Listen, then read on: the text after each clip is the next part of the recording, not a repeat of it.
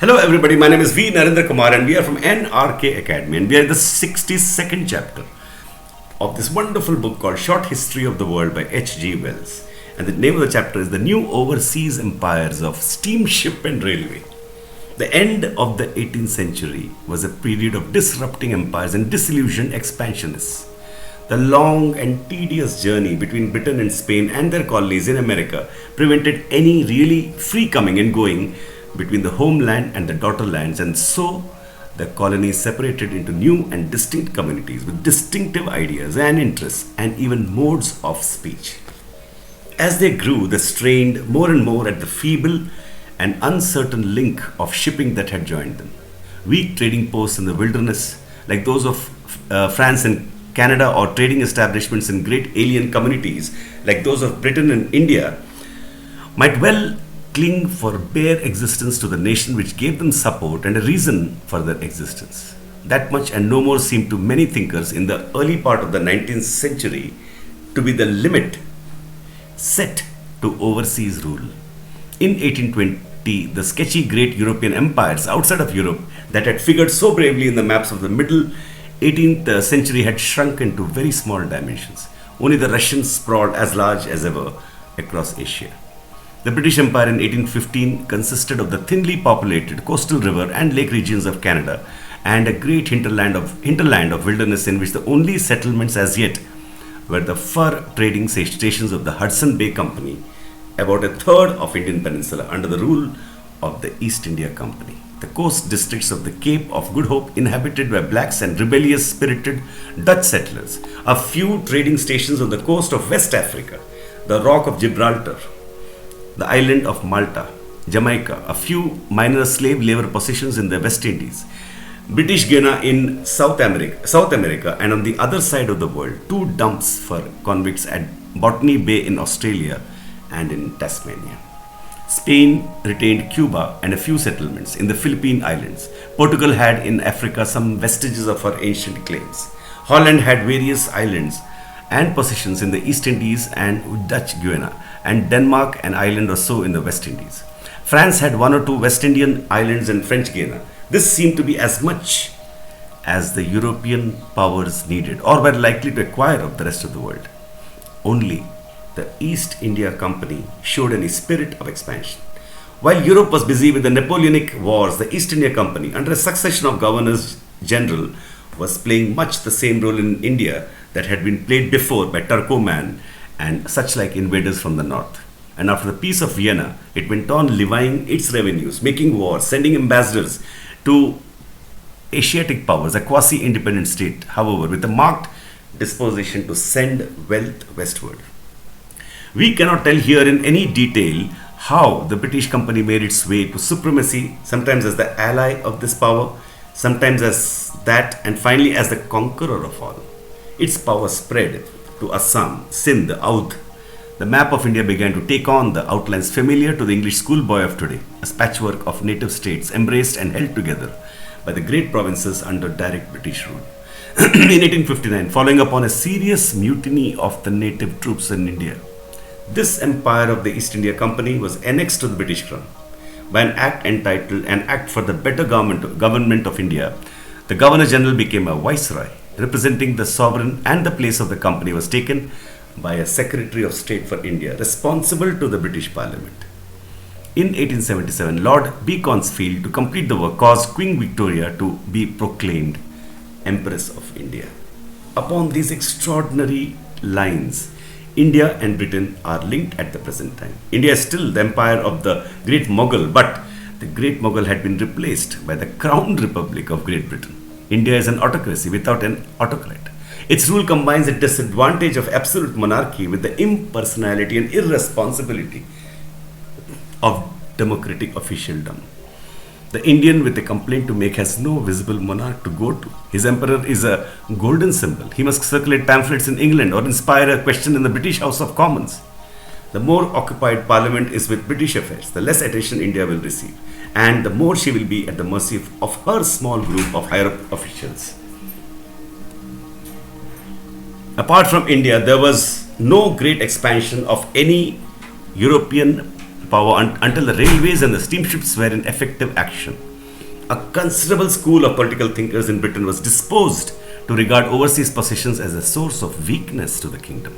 The Australian settlements developed slowly until in 1842 the discovery of valuable copper mines and in 1851 of gold gave them a new importance. Improvements in transport were also making Australian wool an increasingly marketable commodity in Europe. Canada too was not remarkably progressive until 1849. It was troubled by dissensions between its French and British inhabitants. There were several serious revolts, and it was only in 1867 that a new constitution, creating a federal dominion of Canada, relieved its internal strains. It was the railway that altered the Canadian outlook. It enabled Canada, just as it enabled the United States, to expand westward, to market its corn and other produce in Europe, and in spite of its swift and extensive growth, to remain in language and sympathy and interests one come late. The railway, the steamship, and the telegraph cable were indeed changing all the conditions of colonial development. Before 1840, English settlements had already begun in New Zealand, and a New Zealand Land Company had been formed to exploit the possibilities of the island. In 1840, New Zealand also was added to the colonial possessions of the British Crown. Canada, as we have noted, was the first of the British possessions to respond richly to the new economic possibilities that the new methods of transport were opening. Presently, the republics of South America, and particularly the Argentine Republic, began to feel in their cattle trade and coffee growing the increased nearness of the European market. Hitherto, the chief commodities that had attracted the European powers into unsettled and barbaric regions had been gold or other metals, spices, ivory, or slaves. But in the latter quarter of the 19th century, the increase of the European populations was obliging their governments to look abroad for staple foods, and the growth of scientific industrialism was creating a demand for new raw materials, fats and greases of every kind, rubber, and other hitherto disregarded substances. It was plain that Great Britain and Holland and Portugal were reaping a great and growing commercial advantage from their very considerable control of tropical and subtropical products. After 1871, Germany and presently France and later Italy began to look for unannexed raw material areas or for Oriental countries capable of profitable modernization. So began a fresh scramble all over the world, except in the American region where the Monroe Doctrine now barred such adventures for politically unprotected lands. Close to Europe was the continent of Africa, full of vaguely known possibilities. In 1850, it was a continent of black mystery. Only Egypt and the coast were known. Here we have no space to tell the amazing story of the explorers and adventurers who first pierced the African darkness, and of the political agents, administrators, traders, settlers, and scientific men who followed in their track. Wonderful races of men like the pygmies, strange beasts like the okapi, marvelous fruits and flowers and insects, terrible diseases, astounding scenery of forest and mountain, enormous inland seas, and gigantic rivers and cascades were revealed. A whole new world. Even remains at Zimbabwe of some unrecorded and vanished civilization, the southward enterprise of an early people, were discovered. Into this new world came the Europeans and found the rifle already there in the hands of the Arab slave traders and Negro life in disorder. By 1900, in half a century, all Africa was mapped, explored, estimated, and divided between the European powers. Little heed was given to the welfare of the natives in this scramble. The Arab slaver was indeed curbed rather than expelled, but the greed for rubber, which was a wild product collected under compulsion by the natives in the Belgian Congo, a greed exacerbated by the clash of inexperienced European administrators with the native population, led to horrible atrocities. No European power has perfectly clean hands in this matter.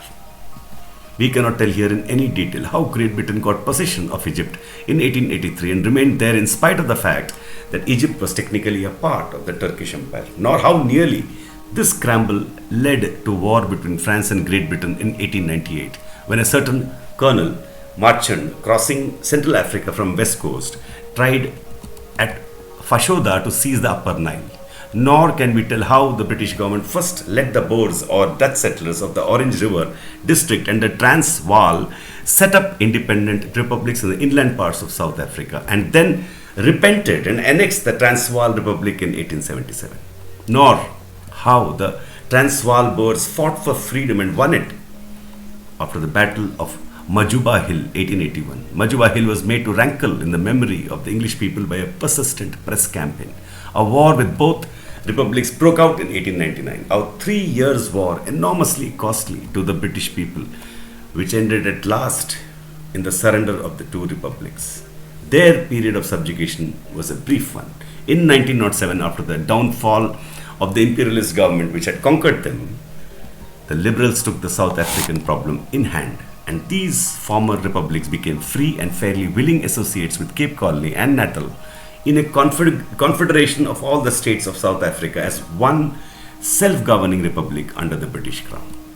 In a quarter of a century, the partition of Africa was completed.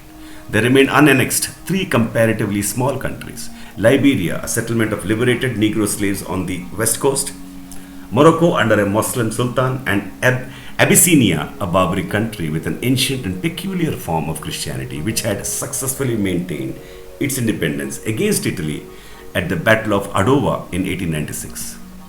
And that completes this lovely chapter. Now next we go to the 63rd chapter, European Aggression in Asia and the Rise of Japan, in the next video. Thank you so much.